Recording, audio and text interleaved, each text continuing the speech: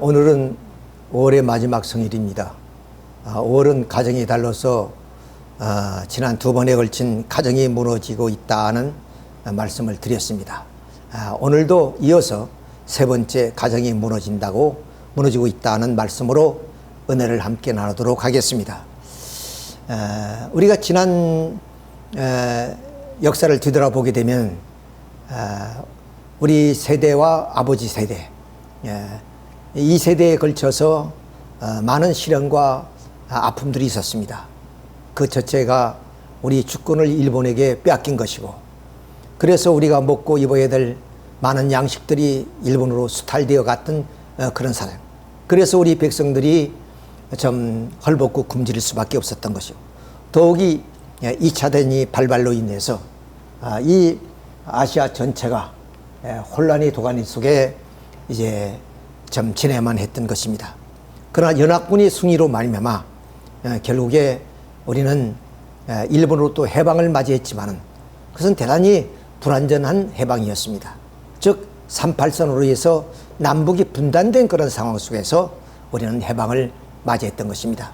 이것이 단초가 돼서 결국에 6.25 전쟁이란 민족 상쟁이 벌어지게 되었고, 이로 인해서 참 산천초목이 완전히 토토화되고 산업 기반이 완전히 무너져버린 그런 상황입니다. 그래서 역사에는 당시에 우리 국민의 그런 소득 기준을 말씀하는데 67불이었다고 얘기를 하고 있습니다. 또 그것은 바로 세계에서 가장 최빈국이라는 그런 얘기가 되겠습니다. 한마디로 말해서 초근 모피로 연명하던 그런 시대였다, 이렇게 말씀을 드릴 수가 있습니다. 이런 내용을 바로 동아일보는 1924년에 루포로 이렇게 신문을 게재하고 있습니다. 자, 1번 사진은 이 내용을 설명하고 있습니다. 1924년 10월 11일자 동아일보 기자국 국기열이 호남 지역 루포에서 실린 사진. 천주천 언덕 쌀쌀한 바람에 맞은 그들의 얼굴, 푸르게 희고 가늘게 여이고 고생에 시든 무함한 표정과 과연 얼마나 비참한 꼴이냐 하는 거 이렇게 전하고 있습니다. 자, 이것은 2번 사진입니다. 2번에 대한 설명이 바로 하루 뒤인 10월 22일자 루포에 실린 거적구의 한술밥으로 줄인 배를 달래는 이재민 사진. 그나마 나무뿌리나 잎사귀로 연명하는 얼마인가라고 이렇게 한탄하고 있습니다. 3번은 그 벼 이삭의 그런 성장에 대한 내용이 이렇게 실려져 있습니다. 자, 이만큼 우리는 참 가난을 운명 삼아 그렇게 헐벗고 굶주린 생활을 했기 때문에 말씀드린 것처럼 세계에서 가장 최빈국으로 전락해 버린 이런 상황 속에서 우리는 바로 정치적으로 민주화, 경제로 근대화를 이룬 자랑스러운 우리 민족인 것을 우리가 생각해 보게 됩니다. 당시의 그 세계는 바로 1차 대전 이후에 많은 식민지 국가들이 늘어났습니다만 2차 대전이 끝나자 많은 식민지 국가들이 해방이 되었습니다. 그런 상황에서 세계 경영학의 대부 피터 트러거 박사는 제2차 세계대전 이후에 인류가 이룩한 성과 중에 가장 놀라운 것은 사우스 코리아라고 그랬습니다. 그렇습니다. 오늘의 우리 국민의 소득이 얼마냐? 약 3만 5천 불이 됩니다. 그럼 당시 말씀드린 것처럼 67불을 비교해 봤을 때 약 500배의 경제 성장을 이루었다.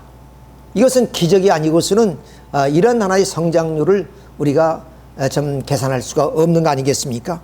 자, 이런 상황 속에서 바로 많은 식민지 국가들이 해방이 되어서 경제 성장을 이룩하려 했지만 우리처럼 이렇게 500배의 그런 경제 성장을 이룬 나라는 세계에 찾아볼 수 없기 때문에 이렇게 피터 드러거 박사는 바로 우리나라를 이렇게 경이롭게 표현하고 있는 것입니다. 자, 그런데 불행스럽게도 이게 경제 성장과 함께 많은 그 사회적인 어떤 편견이라든가 또 사회의 불평등이 일어날 수밖에 없었습니다. 그래서 빈부의 격차도 생기게 되고 또 소외계층도 생기게 되고 이러므로 인해서 오늘도까지도 우리 정치에는 안정을 찾지 못하고 좀 정치의 불안을 우리가 보게 되는 이유도 여기에 있는 것입니다. 그런데 여기에 문제가 되는 것은 이런 불평등으로 인해서 바로 우리는 초고령화 사회에 접어들면서 OECD 34개 중에서 자살률이 제일 높다는 거 이렇게 불명예를 갖고 있습니다.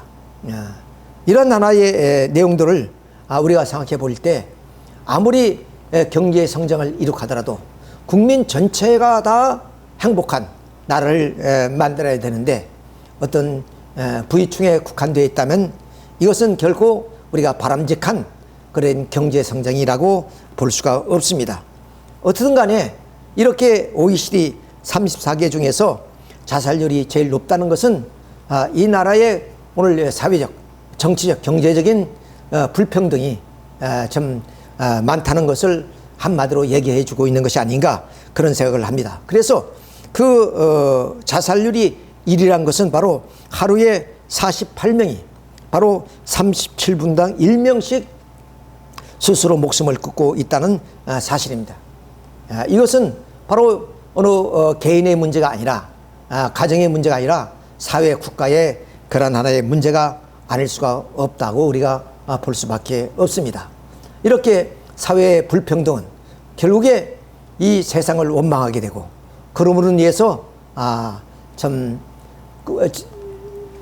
앞으로 살아가야 될 그러한 구말리 같은 인생을 접어버리고 좀 순간적인 감정이나 그리고 어떤 시련을 이기지 못해서 이렇게 스스로 목숨을 자해하는 경우가 너무 많다는 것을 참 안타까운 일이 아닐 수가 없다 이렇게 말씀을 드릴 수 있습니다. 그래서 우리가 이 다시 OECD 34개 중에서 그 비교를 해 보니까 우리나라는 어때야 가장 자살률이 높다는 그 자체가 바로 일본에 비했을 때 10% 이상, 11% 이상의 그런 하나의 자살률을 보이고 있다는 것입니다.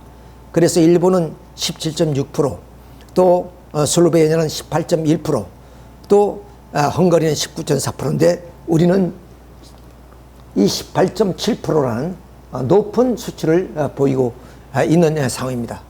그러니 이것이 한 개인의 문제나 좀 사회의 문제를 가정의 문제를 넘어서 사회의 문제로서의 나타나기 때문에 정책적으로 이것을 좀 해결해야 될 하나의 문제라고 보지 않을 수가 없는 것입니다. 또 우리는 사망이 많은 질병으로 인해서 죽어가고 있는 것으로 우리가 보고 있습니다만은 그 사망 가운데 가장 자살률이 너무너무 높다는 거예요. 이렇게 자살률이 가장 높게 나타나고 있다. 이런 것을 보더라도 자살이 오늘 사회에 미치는 영향이 얼마나 큰 것일까 하는 것을 우리가 생각해 볼 수가 있습니다. 자, 그래서 정부에서도 아마 이런 좀 뾰족한 대책이 없으니까 이게 한강변에다가 이런 문구를 쓸 수밖에 없는 것이 아니냐. 어떻게 이제 심리적으로나 물리적으로 이거 막을 수 있는 길이 없는가 이렇게 모두가 좀 생각하고 있습니다만은 심지어는 이 자살이 일부 그 소외계층에서만 일어나는 것이 아니라 상류층 우리가 알다시피 대통령이라든가 연예인들이 이렇게 자살하는 경우가 많이 있습니다. 물론 우리가 핑계 없는 무덤이 없다는 말이 있습니다만은 다 사연이 있고 또 좀 말 못하는 그런 사정들이 다 있겠지만은 그러나 물론 이 하늘이 주고 부모가 주신 그런 생명을 스스로 자해한다는 것은 참 우리가 용납될 수 없는 이야기가 아닌가 이런 생각을 합니다. 그래서 현 정부가 이러한 하나의 자살을 막기 위해서 대책을 세운 것이 뭐냐? 번개탄이 범인이라는 겁니다. 물론 이 자살을 하는데 번개탄을 피워놓고 그 가스를 맞아서 후입해서 그런 자살하는 경우가 많은가 봅니다. 그래서 이 번개탄을 주시하고 있는 겁니다. 근데 이 번개탄이 무슨 죄가 있습니까?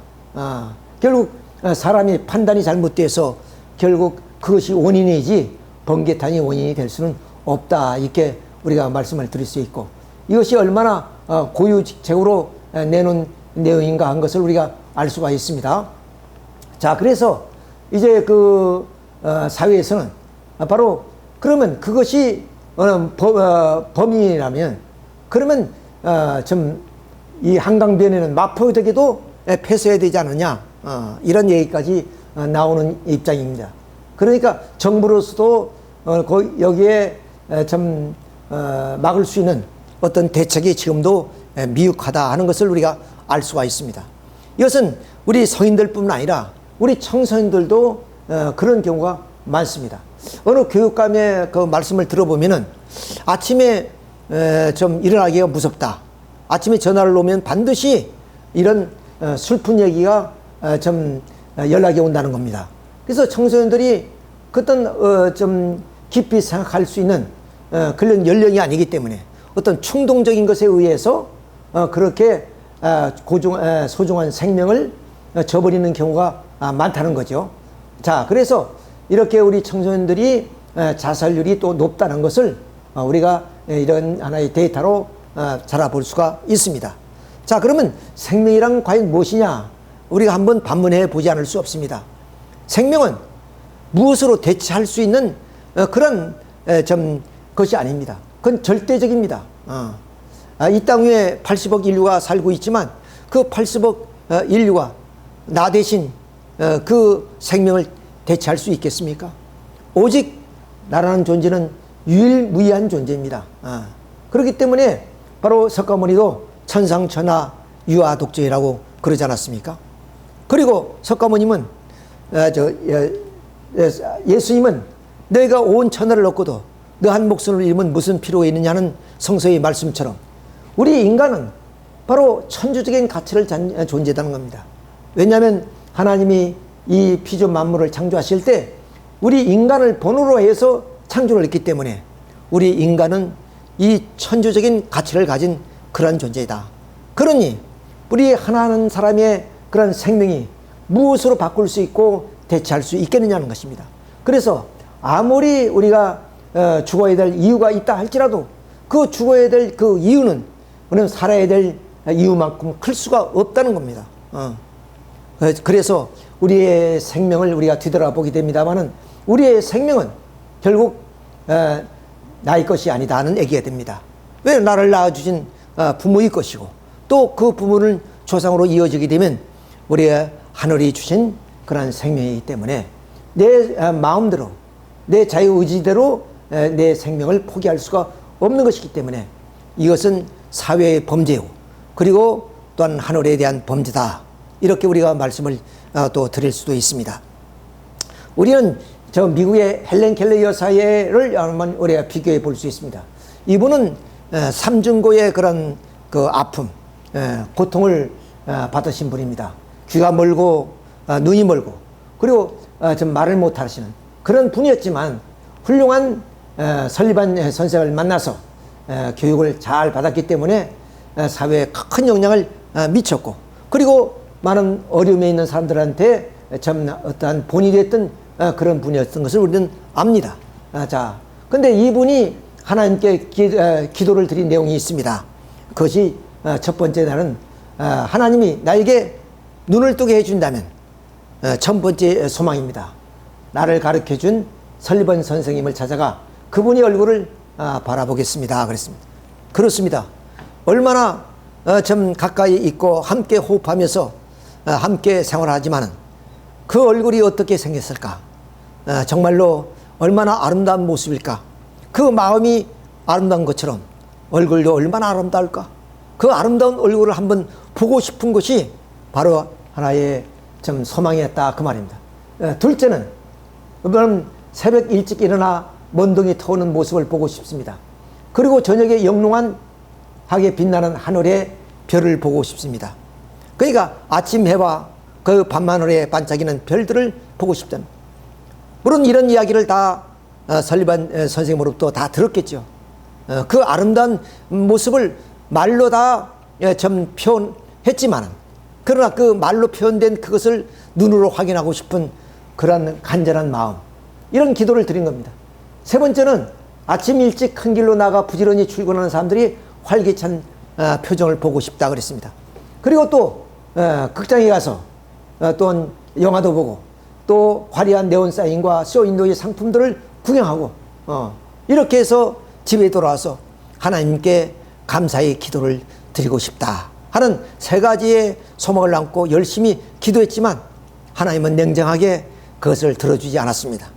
이분은 영롱한 그런 하늘의 별들, 그리고 아침에 점 떠오르는 그 태양의 그런 점 동력 하늘의 밝은 빛, 그리고 출근하는 사람들의 활기찬 모습, 또는 쇼윈도에 비춰지는 그 아름다운 상품들, 설리반 선생의 그런 참 아름다운 모습, 이것을 보지 못한 채 결국 그분은 일생을 마쳤지만 그분의 일생은 참으로 온 인류가 찬탄한 그런 삶을 살았습니다. 그렇기 때문에 우리는 어떤 역경이 있더라도 이미 말씀드린 것처럼 내 생명은 내 것이 아니고 이미 부모 것이고 그리고 하늘이 준 것이기 때문에 내 자의대로 생명을 어떻게 할 수 없다는 사실입니다. 이것은 부모에 대한 범죄요, 사위에 대한 범죄요, 하늘에 대한 범죄라는 사실을 우리는 분명히 알아야 됩니다.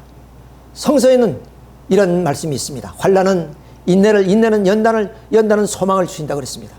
그 환난은 환난으로 끝나는 것이 아니라 그 환난을 극복하기 위해서 인내를 키워주시고 또한 우리에게 소망을 심어주는 그런 것이 바로 우리의 어려움과 고통이라고 봅니다. 헬레켄 여사처럼 그런 어려움이 있음으로 인해서 그것을 인내하고 또한 그것을 극복해서 그런 훌륭한 삶을 사는 것처럼 우리의 청소년 물론이지만 우리의 모든 우리 국민들은 열심히 주어진 환경 속에서 살아야만 될 것입니다. 과거에 그런 어려운 시대에도 좀 조금 높이로 연명하던 그 시대에도 부모님들은 가정을 지키기 위해서 몸부림쳤습니다. 그러나 오늘의 35,000불 시대에 우리가 내 인생을 포기해야 될 이유는 없습니다. 그것은 가정으로 이어지고 그것은 사회로 이어지게 되는 것입니다. 이런 것을 생각할 때 우리가 참 이 스스로의 목숨을 건다는 것은 얼마나 큰 죄악인가 하는 것을 우리가 알아야 되겠습니다.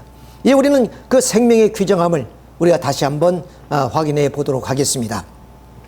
자, 과학이 발달해서 이제는 첨단 과학 시대를 살고 있고 그리고 이 과학에 의해서 이 우주를 유영하는 그런 시대가 온 것입니다. 더 나아가서는 좀 인조인간 AI 그런 가 가진 인공지능이 오히려 인간의 지능을 앞서고 있다는 겁니다. 이미 봤듯이 알파고와 이세돌이 바둑을 두는데 이세돌이 졌습니다. 이만큼 인공지능이 앞서는 그런 시대.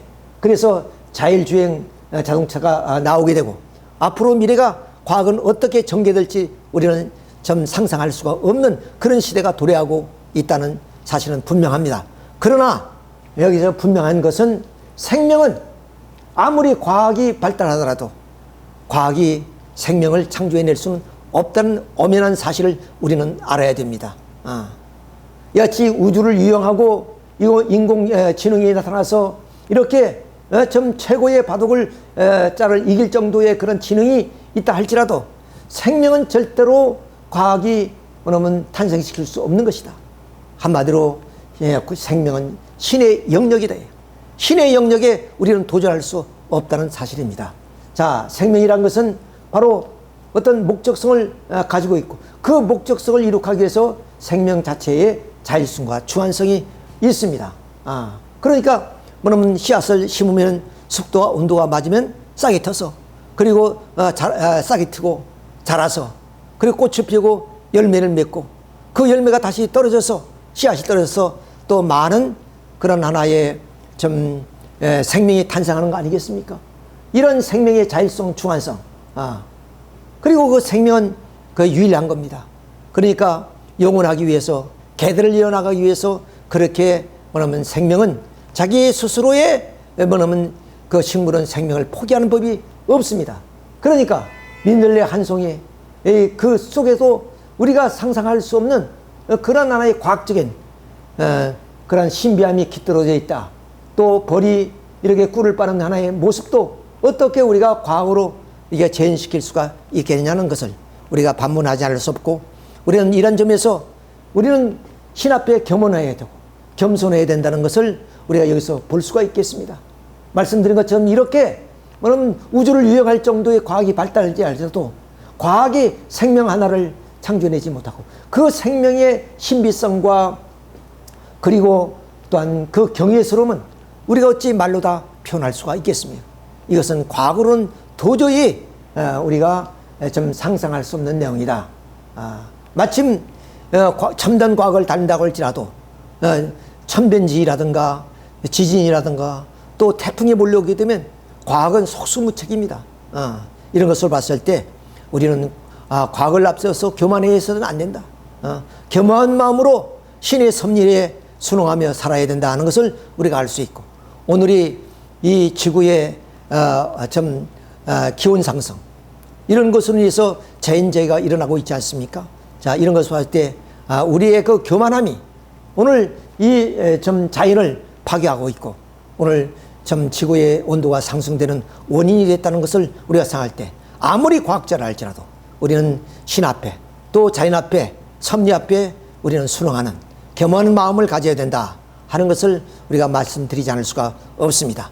그리고 생명이라는 것은 모두가 귀한 것입니다. 이 도베르만이라는 소방수가 바로 불타는 집 속에 들어가서 이 개를 구해냈습니다. 말 못하는 개지만 그래도 고맙다는 인사를 하는 것 같습니다. 이렇게 생명은 서로가 표현할 수 없는, 말을 못한다 할지라도 느낌이 있고 서로가 주고받는 그런 감정이 있다는 것을 우리가 느낄 수 있습니다. 그렇기 때문에 인간의 생명이나 또한 동물의 생명이나 식물이나 모두가 다 귀한 것이다. 그것은 인간이 만들어낸 것이 아니라 신이 만들어내는 하나의 작품이기 때문에 우리는 신 앞에 감사하고 신 앞에 고맙다는 그런 마음을 갖지 않으면 안 된다 하는 것을 우리가 생각해 볼 수 있습니다. 그리고 그 생명을 약동하는 것을 보게 되면 이것은 겨자씨입니다. 예수님은 가장 작은 것을 겨자씨로 비유한 경우가 많이 있습니다만 이 자그마한 겨자씨에 이런 하나의 프로그램, 즉 설계도가 들어있다는 겁니다. 놀랍지 않습니까? 자, 이런 하나의 자그마한 그 씨 속에 어떻게 이런 DNA가 다 들어서 이런 울창한 숲을 만들 수 있는 나무가 설계도가 있겠느냐? 이것은 과학으로는 우리가 표현할 수가 없는 하나의 내용이다. 이렇게 볼 수가 있는 것이고, 그리고 이 식물은 흙 한 점이 없고 물 한 컵이 없는 이런 곳에서도 자기 스스로의 생명을 포기하지 않습니다. 자기 생명의 존재의 목적을 달성하기 위해서 최선의 노력을 다하는 거죠. 그것은 뭡니까? 바로 흙 한 점 없고 물기 없는 이러한 곳에서도 자기가 최선의 노력을 통해서 꽃을 피우고 열매를 맺어서 개들을 이어나가는 겁니다. 어떠한 식물도 어떠한 동물도 이 자연은 스스로 자기 생명을 포기하는 경우는 없습니다. 어떠한 열악한 환경 속에서도 최후 살아남기 위해서 몸부림치고 있는 것을 우리는 이렇게 자연을 보면서 많이 보게 됩니다만은, 자, 이 나무는 어떻습니까? 수십 년 동안에 이런 그 바위에 붙어서 의지해서 그리고 흙 한 점 없는 이런 곳에서 비바람과 강풍을 맞으면서 지금도 수십 년 견뎌온 그런 하나의 모습이 아니겠느냐 생각이 될 때 우리는 생명에 대한 경이로움을 우리는 느끼게 됩니다. 그런데 이렇게 자연의 생명의 경이로움, 신비로움이 이 정도인데 인간의 그런 생명은 어떻습니까? 우리가 말로 다 표현할 수 없죠. 왜 그러냐면 하나님이 이 피조세계를 창조하실 때 인간을 본으로 해서 이 피조세계를 창조했습니다. 그리고 인간은 하나님이 형상대로 창조했습니다. 그러니까 곧 인간은 그 신비적 그 자체입니다. 신성한 그 자체입니다. 그러니 우리가 이 만물 세계에 비교할 수 있겠습니까? 이런 신성하고 신비하고 또는 이런 하나의 신성성을 가진 우리 인간이 스스로 목숨을 끊는다는 것은 말씀드린 것처럼 그것은 바로 신에 대한 범죄다. 이렇게 말씀을 드리지 않을 수가 없는 것입니다. 자, 이 꽃들은 저 북극에 있는 아주 극한 지방에서 생존하는 그런 꽃들입니다.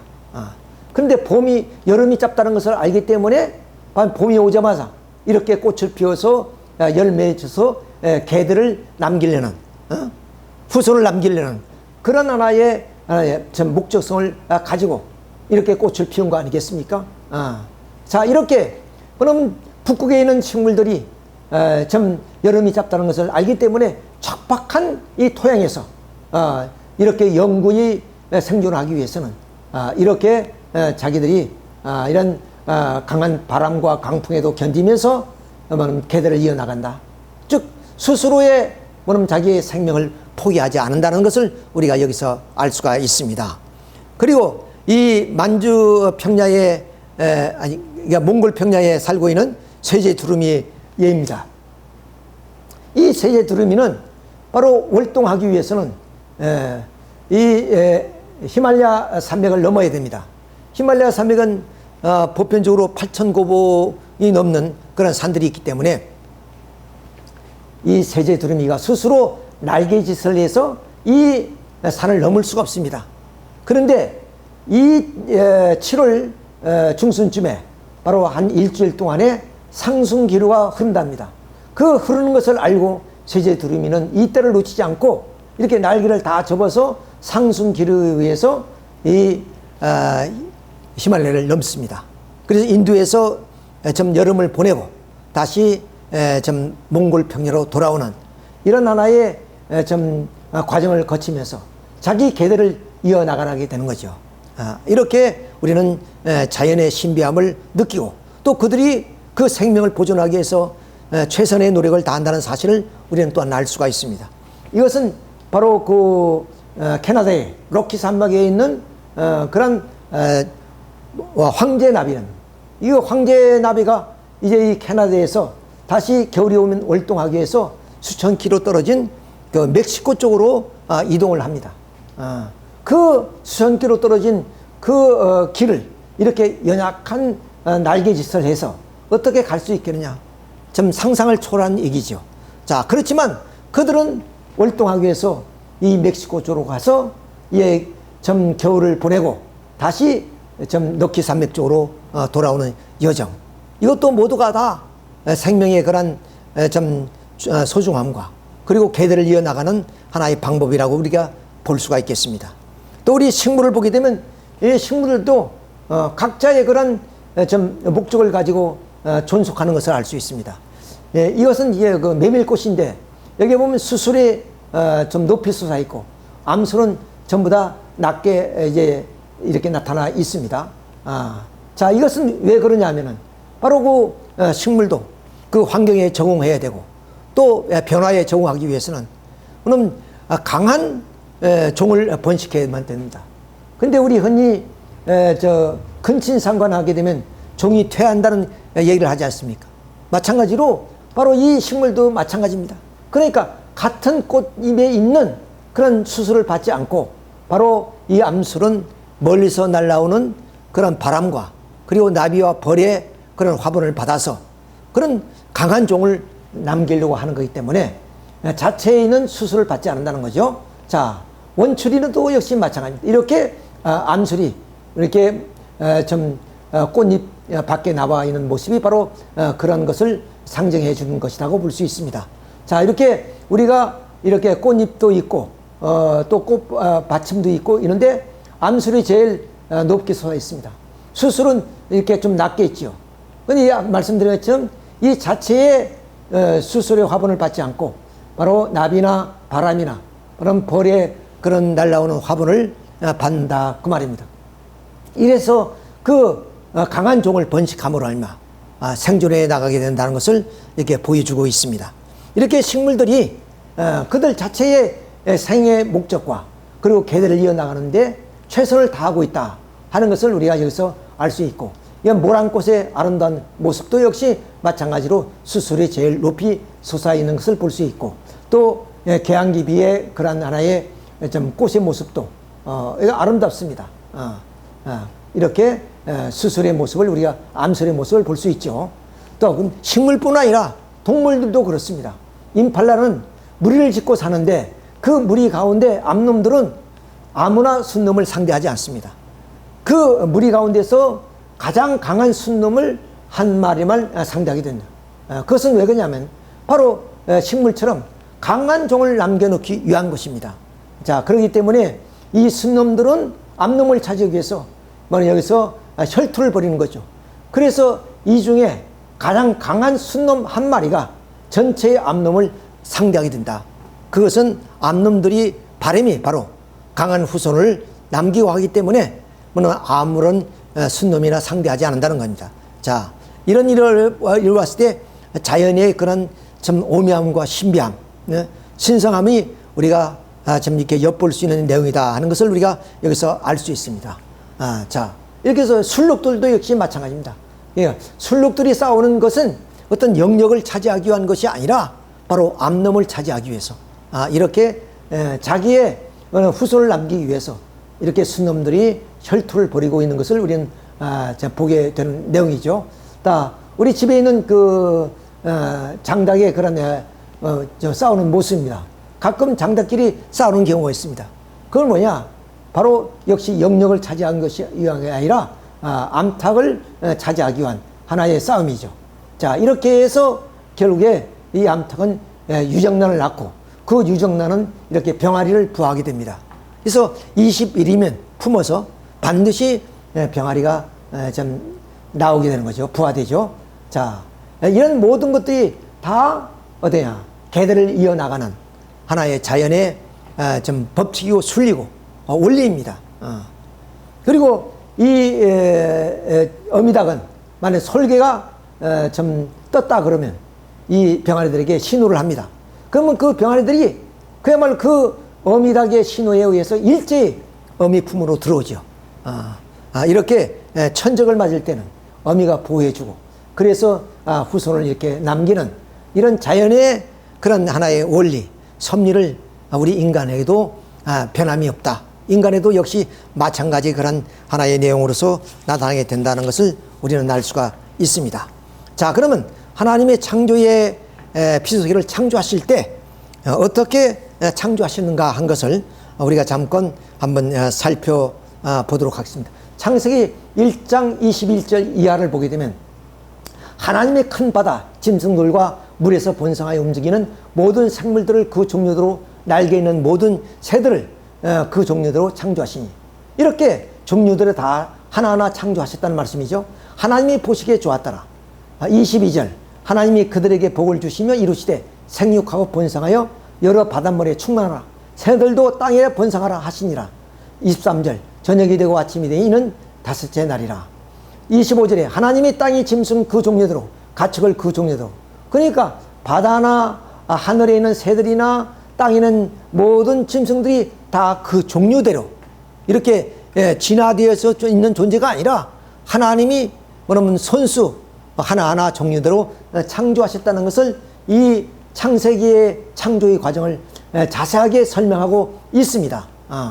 자, 그래서 27절에 보면 하나님이 자기 형상 곧 하나님의 형상대로 사람을 창조하시되 남자와 여자를 창조하시고 28절 하나님이 그들에게 복을 주시며 하나님이 그들에게 이루시되 생육하고 번성하여 땅에 충만하라 그랬습니다.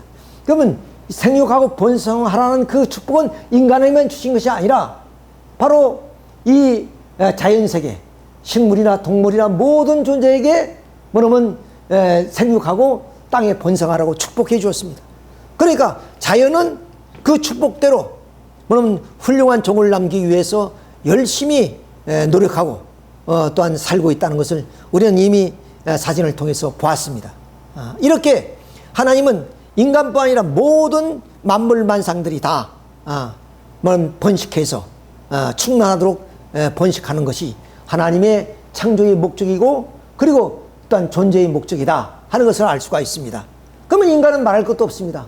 인간도 가정을 이루어서 자녀를 많이 생산함으로 얼마 사회가 참 인류가 이렇게 형성되어서 문명사회를 이루어야 되는 것이 하나님의 창조의 목적이었다 하는 것을 우리가 알아야 됩니다. 그런데 불행스럽게도 오늘 우리 사회뿐만 아니라 세계는 어떤 열풍에 지금 휩쓸리고 있느냐 바로 동성애의 지금 열풍에 휩쓸리고 있다 이렇게 말씀을 들어도 과언이 합니다. 이 모든 영화들이 다 이 동성애에 대한 영화들입니다. 물론 이것뿐만 아니라 굉장히 많지요. 자, 이런 것들이 오늘 우리 기성세대뿐 아니라 청소년들이 이런 것을 다 보면서 어떻게 답습하겠습니까? 이렇게 하나님의 그런 창조의 그런 어떤 법칙, 창조의 어떤 목적, 이런 것을 결국 스스로 외면해 버리는 그런 입장이 되어진다고 우리가 볼 수가 있게 되는 것입니다. 자, 이런 영화들을 보면서 청소년들이 어떻게 하겠냐면, 자, 이제는 연애도 하지 않고 결혼도 하지 않고 그다음 아이를 낳지 않고 삼포 시대라 그러지 않습니까? 뭐 더 나가서 사포, 오포 시대다 이런 얘기도 합니다만은, 이렇게 삼포 시대에 있어서 지금 학생들이 없어가지고 학교 문이 닫아지는 그런 입장이 되고 있다는 것. 그래서 또 한 가지 이미 말씀드렸지만 우리나라는 세계의 출산율이 1위에 차지하고 있는 그런 실정도 결국 우리나라가 차지하고 있다는 것을 우리는 알 수가 있습니다.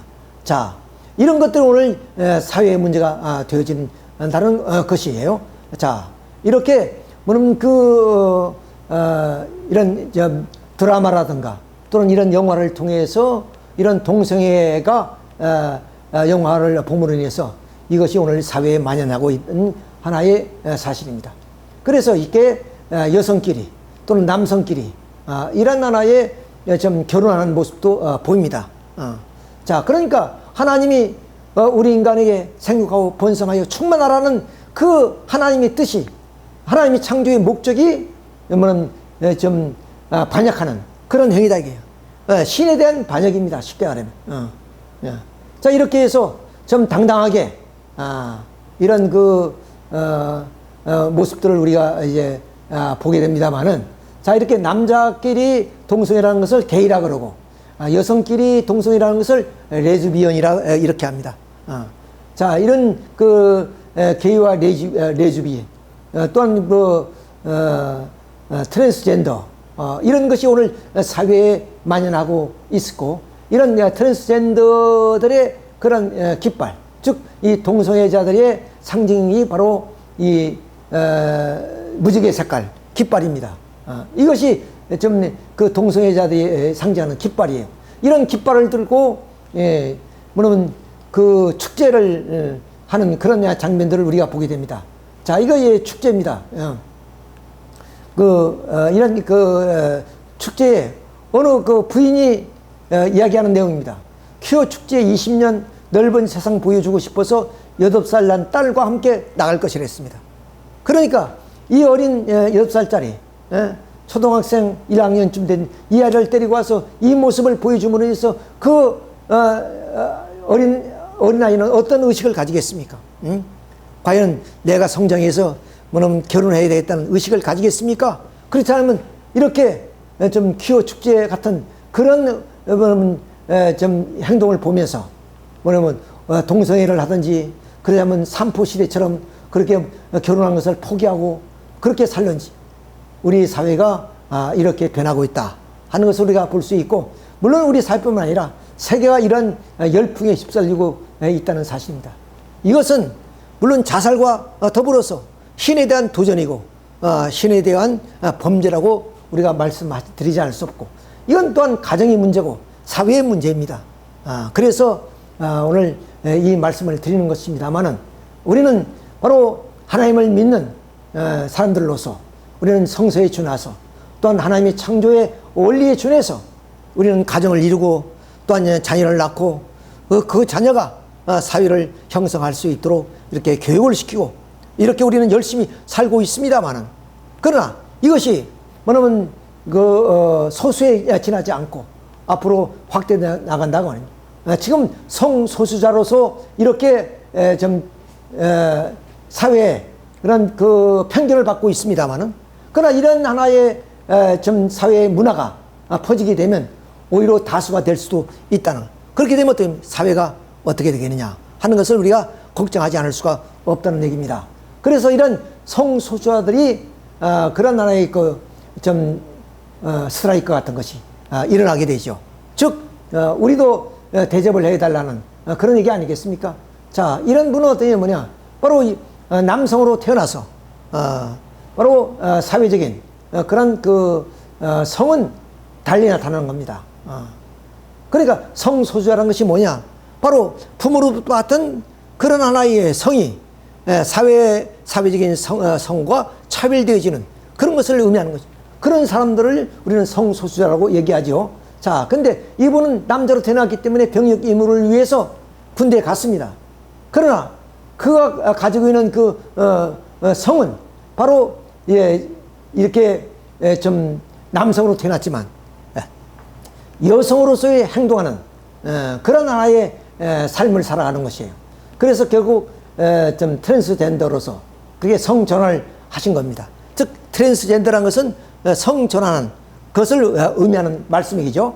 자, 그래서 우리는 이런 트랜스젠더 그리고 또 양성애 또는 남성 동성애인 게이, 여성 동성애인 레즈비언 이렇게 이 성소수자들이 오늘 사회에 이런 좀 문화를 만들어가고 있다 하는 것을 우리가 생각할 때 염려하고 걱정하지 않을 수가 없는 것이다. 이건 남의 일이 아니라 아까 어느 어머니가 6살 난 딸을 데리고 퀴어 축제에 나가서 그 축제의 모습을 보여주고 싶었다 하는 말씀처럼 그렇게 앞으로 우리 가정에도 이런 일이 일어나지 않겠다는 보장이 어디 있겠습니까?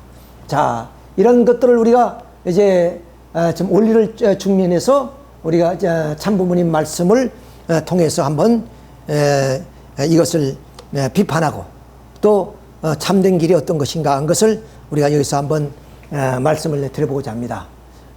참부모님 말씀, 결혼은 왜 하는가? 남자는 여자를 찾아가기 위해서 태어났고 여자는 남자를 찾아가기 위해서 태어났습니다.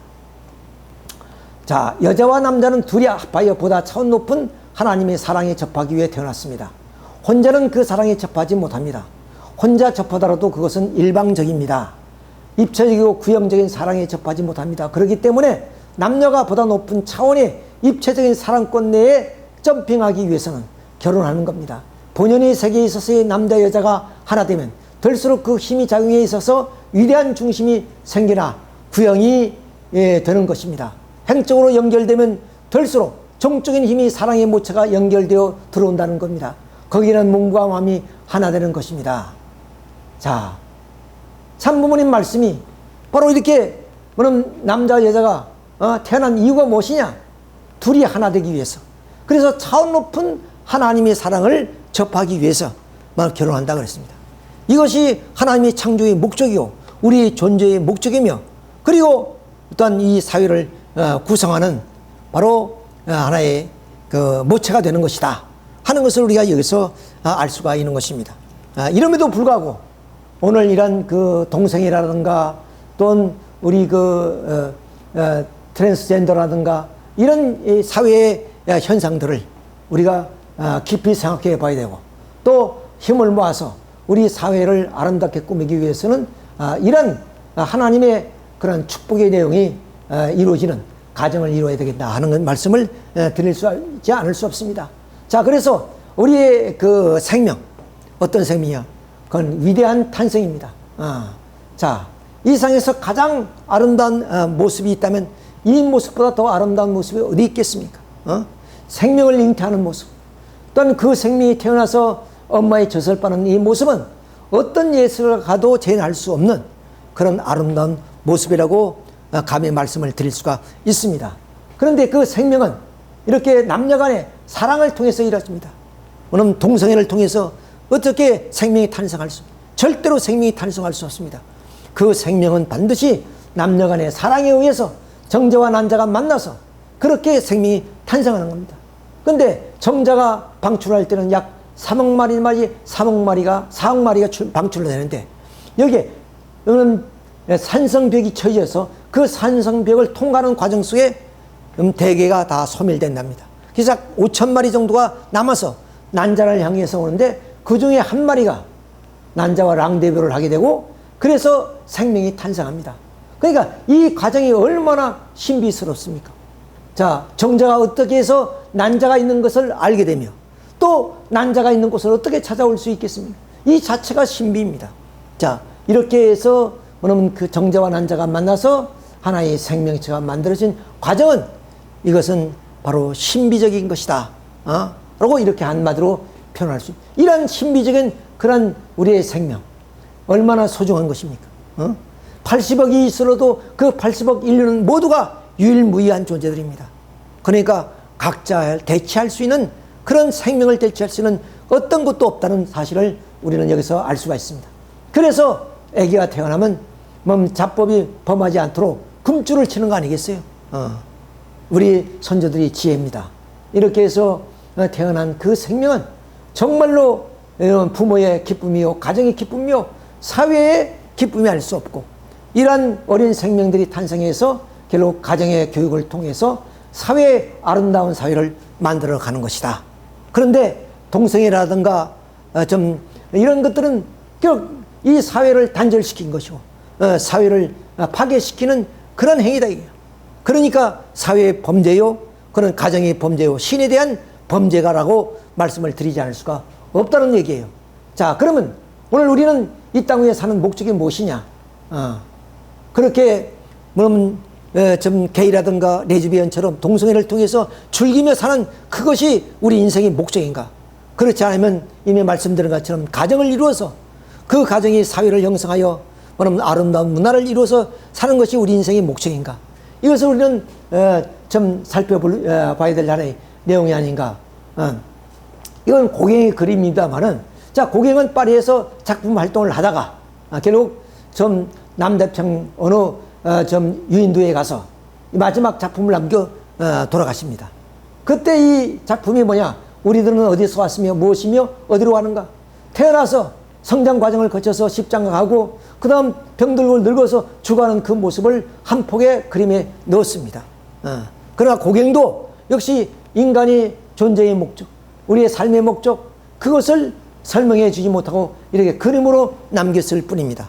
분명히 하나님이 우리 인간을 창조할 때 개인의 어떤 그 창조의 목적, 그리고 그 개인이 가정을 이루어서 이루어진 하나님의 목적, 이러한 분명한 목적이 있을 것입니다. 그 목적을 우리는 이 다음 3시대로 우리가 나눠 보게 됩니다. 자, 우리가 부모로부터 태어나서 성장해서 탄생해 성장하게 되면 우리가 태어나서 지상생활, 그 다음 우리는 또 이렇게 좀 죽어서 또 북만상천으로 우리가 가게 된다는 것입니다. 자, 이런 하나의 탄생 과정 속에서 바로 우리는 어떻게 하냐?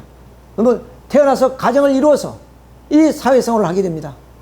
그러면 거기서 성장하고 결혼하고 그러면 늙어서 또 우리는 죽고, 이 말씀드린 것처럼 이렇게 좀 죽음의 세계를 맞게 되는 겁니다. 그것이 우리는 영계라고 하죠. 이런 영계 생활을 통해서 우리 인생이 좀 이어지게 된다는 것을 우리는 알 수가 있습니다. 자, 그러면 우리가 이 세계의 삶을 마침 나비와 그리고 청충이에 비교해 볼 수 있습니다. 나비가 알에서 좀 깨어나서 그렇게 좀 번데기 속에 청충이가 있을 때 그 청충이는 다시 번데기를 깨워내야 나비가 되어서 이 자연의 향과 감미를 느끼게 될 것입니다. 만일에 이 번데기를 벗지 않으려면 결코 나비가 될 수가 없는 것입니다. 마찬가지로 우리 인간도 이런 번데기 같은 이 육신을 쓰고 그럼 100년이라는 일생을 살다가 늙으면은 그 육신을 벗어버리고 바로 우리 영혼만이 무영세에 가서 영원히 사는 겁니다. 그렇기 때문에 바로 이 성서에도 우리 흙은 땅으로 돌아가고 신은 그 주신 하나님께로 돌아간다 그랬습니다. 이것처럼 우리 인간이 이 땅 위에 태어나서 그러면 살다가 죽는 것은 하나님의 창조의 원리고 또 우리의 자연의 섭리입니다. 그렇기 때문에 죽음이라는 것은 더러운 것이 아니고 그 죽음을 통해서 마침 이 나비가 되기 위해서 번데기를 벗는 것처럼 죽음을 통해서 육신을 벗어버리고 우리는 무영세계에 가서 영원히 살게 된다는 하나의 내용이 되겠습니다. 따라서 어머니 뱃속에서는 물속에 사는 겁니다. 그래서 10개월 동안에 사는 하나의 목적이 무엇이냐? 그것은 지상에 살 수 있는 모든 이목구비를 갖추고 지상의 자연과 더불어 살 수 있는 그런 하나의 모든 조건을 만들어 가는 겁니다. 자, 여기 보면 우리 인체를 보게 되면 인체의 구성 원소가 11대 원소, 산소, 수소, 탄소 이거죠. 비금속 원소, 또 전이 원소, 금속 원소, 이런 모든 자연의 요소가 다 우리 육신 속에 깃들어 있습니다. 또 우리 몸을 구성하고 있는 성분들은 이렇게 물이 61.8%, 단백질이 16.6%, 지방이 1.49%, 이렇게 해서 뭐냐면 우리 육신을 구성해 가지고 이 육신이 뭐냐면 태어나면 바로 이 땅의 자연과 더불어서 살아가는 거예요. 그러니까 우리 육신은 이미 성서의 말씀대로 흙과 물과 공기로 창조됐다 그랬습니다. 그러니까 흙과 물과 공기로 창조된 우리 존재가 어머니 태 속에서 그것을 모두가 갖추어 가지고 태어남으로 인해서 자연과 더불어 살아갈 수 있는 그런 인체를 우리가 가지고 태어난다는 것입니다. 그러니까 어머니 뱃속에서 10개월이란 것은 이 자연 속에서 충만하도록 살 수 있는 모든 조건을 갖추는 기간이 어머니 태중 속에 10개월이다 하는 것입니다. 그러면 태어나서 우리는 또 여기서는 공기 속에 100년을 살게 됩니다. 그럼 공기 속에 100년 동안 사는 하나의 목적이 무엇이냐? 그것은 말할 필요 없이 우리가 늙고 죽으니까 이 무영세에 가서 살 수 있는 모든 조건과 요소를 갖추는 그런 기간이라고 이렇게 한마디로 말씀을 드릴 수가 있습니다. 자, 그것을 우리가 자세히 한번 살펴보도록 하겠습니다.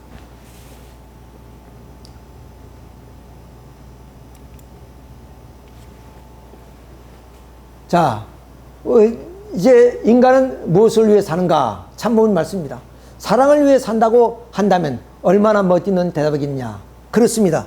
우리가 사는 목적이 어떤 명예나 그러한 물질이나 권세나 그리고 그 세도를 위해서 산다면 그것이 얼마나 오래 가겠습니까? 그러나 사랑을 위해서 살기 때문에 우리는 영원한 존재다 하는 말을 할 수가 있는 거예요. 인간은 사랑의 열매로 태어나고 사랑하며 살다가 영원한 사랑의 하나님 품으로 돌아가게 되어 있는 것이 창조분연의 삶입니다. 그렇습니다. 인간은 심정이 동기가 되고 그런 동기에 의해서 사랑으로 태어난 우리는 사랑을 머금고 살다가 그 사랑, 영원한 하나님의 사랑을 받기 위해서 육신을 벗고 영계에 가는 것이에요. 그러니까 우리 자체가 그럼 그 사랑의 덩어리죠. 그러니까 사랑의 덩어리이기 때문에 우리는 사랑으로 우리는 살아가야 된다는 그런 얘기가 되어 있습니다. 자, 이렇게 사랑으로 태어나서 사랑 가운데 자라다가 그 다음 다시 차원의 사랑으로 연결되는 것이 부모의 사랑을 떠나 상대의 사랑을 찾아갈 수 있는. 그러니까 부모의 사랑을 통해서 우리가 태어나서 부모의 사랑을 받다가 더 차원 높은 차원이 다른 부부의 사랑으로 이어지게 되는 거죠. 그 부부의 사랑을 통해서 어디에 부부의 사랑을 장성적 사랑이라 할 수 있습니다. 부부끼리 아무리 사랑하더라도 자녀가 없으면 사랑의 완성을 볼 수 없습니다. 그렇기 때문에 자녀를 원하는 겁니다. 이것이 완성적 사랑입니다. 그러므로 부모의 사랑, 부부의 사랑, 자녀의 사랑을 거치는 과정이 인생살이 근본이요 하나님의 창조의 적 사랑 이상의 근본 길이다. 그러니까 부모님의 사랑에 태어나서 부모님의 사랑을 받다가 다시 너무너무 그 차원이 다른 그런 사랑으로 옮겨가는 거죠. 그것이 부부의 사랑입니다. 이 부부의 사랑을 아무리 좋다 할지라도 자녀가 없다면 그것은 완전한 사랑을 느낄 수 없습니다. 그래서 그 자녀의 사랑을 통해서 가정이 이루어지고 또한 사회가 이루어지는 거예요. 그래서 우리는 가정을 통해서 부모 사랑, 부부 사랑, 자녀 사랑, 형제 사랑을 통해서 가정과 사회와 국가와 세계를 이루어지는 겁니다. 그렇기 때문에 가정은 창조 이상의 근본 기대가 되는 것이고 그리고 사랑의 근본 기대가 되고 또는 행복의 근본 기대가 되고 힘이 근본 기대가 되고 이상의 그런 사회의 근본 기대다. 그러니까 이상적 사회, 우리가 말하던 행복한 하나의 사회 형성은 뭐냐? 바로 행복한 가정에서 이루어져야 되고 그 행복은 바로 말씀드렸던 부모의 사랑, 부부의 사랑, 자녀의 사랑, 형제의 사랑을 통해서 이루어지게 된다. 그러므로 우리 인간은 심정이 동기화 되어서 사랑으로 우리가 태어나서 사랑의 그런 과정을 거쳐서 성장해서 사랑의 열매를 맺어서 영계에 가서 영원히 살도록 창조된 우리의 존재라는 것입니다. 자, 그렇기 때문에 우리가 살아가는 그 모든 모습은 어떠냐? 이렇게 사랑으로 연결된 그런 하나의 관계입니다. 즉 인간은 독불장군이 없습니다. 모두가 다 관계 속에 살아가는 겁니다. 부모와 자식, 부부간의 관계, 또는 부자지 관계, 스승과 제자의 관계, 선후배의 관계, 이웃과의 관계, 이런 모든 관계가 사랑으로 연결되어 있단 말이에요. 사랑으로 연결돼. 그러니까 그 사랑이 주고받는 그런 하나의 각도와 방향과 회로의 양상과 그리고 속도 등에 있어 천태만상의 조화가 벌어지는 그런 하나의 아름다운 친정문화의 사회가 이루어지게 되는 것이다. 그런 것이 오늘 우리 지상의 삶의 하나의 목적이다. 이렇게 우리가 볼 수가 있는 겁니다. 자, 그런 하나의 목적을 위해서 우리가 이제 이 지상에서 이렇게 태어나서 성장하고 결혼해서 그 다음 그런 사랑을 누리며 살다가 이제는 우리의 생명을 다하게 되면 늙고 그 육신을 벗어버리고 영계에 가서 영원한 그 사랑의 보따리를 풀고 그 사랑의 노래를 하면서 살아가는 그런 영원한 사랑의 세계가 바로 우리의 죽음의 세계고 영계의 생활이라는 것을 우리는 여기서 알 수가 있는 것입니다. 따라서 우리가 만약에 고린도전서 15장 19절에 만약 우리가 바라는 것이 이 세상만이라면 얼마나 억울하겠느냐. 우리가 지금 사는 것은 저 영원한 세계에 가기 위해서 우리가 지금 사는 것이다 하는 것을 바로 바울은 설명하고 있는 것입니다. 자, 그래서 우리 인간은 결국 남자나 여자로 태어나느냐, 그것은 우리가 선택할 수 있는 것이 아닙니다. 그것은 부모의 주신 그대로 우리가 태어나서 그 다음 자유의지에 의해서 우리가 뭐냐면 성장하고 결혼해서 그 다음 그 사랑을 우리가 누리다가 늙으면 육신을 벗어버리고 결국 이 삶의 결과를 통해서 우리는 영계에서 영원한 행복의 삶을 영위하게 되는 것이다. 이런 삶을 위해서 우리는 생명의 가치를 안고 이 땅에 태어나서 동성연애하면서 생산도 하지 못하는 그런 삶이 아니라 하나님이 우리에게 생육하고 번식하라고 충만하라고 축복해 줬던 말씀대로 충만하게 자녀를 이 땅 위에 낳고 양육해서 사회를 만들어서 아름다운 사회에서 사랑의 노래를 부르다가 결국 육신을 벗고 영계 가서 그 사랑을 즐기는 그런 삶의 우리 인생의 하나의 여정이다 하는 것을 우리가 여기서 알 수가 있습니다. 자, 이제 마지막으로 서정주 시인의 시 한 수를 좀 보고 마치겠습니다. 한 송이 국화꽃을 피우기에 봄부터 소쩍새는 그렇게 울었나 보다. 한 송이 국화꽃을 피우기 위해 천둥은 먹구름 속에서 또 그렇게 울었나 보다. 그립고 아쉬움에 가슴 조이던 먼 젊음의 뒤안길에서 인제는 돌아와 거울 앞에 선 내 누님같이 생긴 꽃이요, 노란 내 꽃잎이 피려고 간밤에 무서리게 절이 내리고 내게 잠도 오지 않았나 보다. 그렇습니다. 국화꽃 한 송이를 피기 위해서 그렇게 무서리가 내리고 또 잠도 오지 않았던 그것처럼 우리 인생도 환란이 있고 역경이 있다 할지라도 그것은 우리에게 인내와 연단을 쌓고 소망을 심어주는 것이 아닙니다. 어떠한 사람이 태어나서 평탄하고 순탄한 삶만 살겠습니까? 산보다도 높고 계곡보다 깊은 그런 삶의 터널을 지나올 때마다 우리는 사랑으로 그것을 감내하면서 그 속에서 기쁨과 행복을 느끼며 살아가는 그런 우리 인생의 삶이 아니냐. 결국은 우리는 사랑으로 태어나서 사랑을 노래하다가 사랑의 세계로 가는 것이 우리 인생의 근본적인 하나의 목적이라는 것을 우리 알겠습니다. 그렇기 때문에 오늘은 우리 스스로 목숨을 자해한다는 것이나 또는 동성애를 통해서 종을 단절시키는 그런 범죄 행위는 절대로 하지 말아야 돼. 이것은 뭐냐면 가정의 범죄요, 사회의 범죄요, 부모에 대한 범죄요, 신에 대한 도전이고 범죄라는 사실을 우리는 분명히 알아야 되겠습니다. 이렇게 좋은 세상, 67불의 그런 우리 아버지 세대에 살던 그런 시대를 뛰어넘고 500배가 잘 사는 그런 사회가 만들었는데 조금은 시련이 있고 아픔이 있고 고통이 있다 할지라도 우리는 그것을 인내하면 반드시 우리가 소망을 심어주게 될 것이라는 것, 성서의 말씀을 깊이 마음속에 새기면서 한 주일을 우리가 더 열심히 살아주시기를 바라면서 오늘의 말씀을 마치기로 하겠습니다.